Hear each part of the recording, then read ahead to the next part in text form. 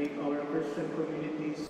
Napuno ang simbahan at kahit sa labas, may mga nagpayong para makadalo sa Misa de Gallo. Sa kanyang homily, binigyan diin ni Manila Archbishop Jose Cardinal Advincula na ang ating Panginoong Hesukristo ang nagbibigay pag-asa at lakas sa atin sa kabila ng mga hamon sa buhay. Si Jesus anya na ipinanganak sa mundo, may pangalan at may pamilya, ay hindi nalalayo sa atin at kasama natin siya sa ating paglalakbay. Mas espesyal pa anya ang Christmas Eve Mass dahil ngayong gabi sa Roma ay formal anyang bubuksan ni Pope Francis ang 2025 Jubilee sa pamamagitan ng pagbubukas ng Holy Door ng Papal Basilica ng St. Peter na may temang Pilgrims of Hope, Lakbay Pag-asa. Without Jesus, there is no hope.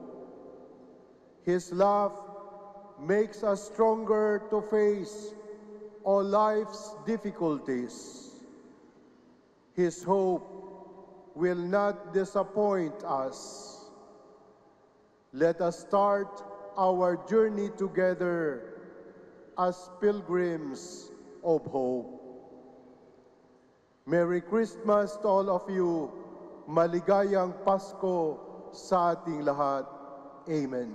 Masaya, meaningful, kasi lalo na sa ating mga Pilipino, kasi magkakasama sa family pag nagsisimba, tapos nire-remember natin yung pagsilang ni Jesus. As Filipinos, pag umuulan, biyaya sa atin yun eh. So like yung pagsilang ni Christ, I think biyaya sa atin yun. Tinanong namin ng mga kapuso online kung happy ba ang Christmas nila ngayon.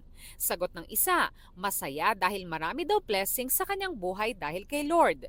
Masaya din ang isa kahit walang handa basta malakas at masigla ang lahat ng miyembro ng pamilya. Hindi naman masaya ang isa dahil 8 taon na siyang hindi nakakapagdiwang ng Pasko sa Pilipinas. Komento naman ng isa pa, sakto lang dahil kahit daw walang handa ay may hapunan naman. At sagot ng isa pa, kahit hindi magarbo ang handa o hindi kumpleto ang pamilya, ang tunay na simbolo ng Pasko ay ang pagmamahalan, pagbibigayan, kapatawaran at pasasalamat sa Diyos. Masayang masaya. Kumpleto ang pamilya namin. First time ko po mag-Christmas dito. Umulan pa. Happy naman po ako na nagka-opportunity ako na mag-work po dito. Medyo malungkot. Bakit ba?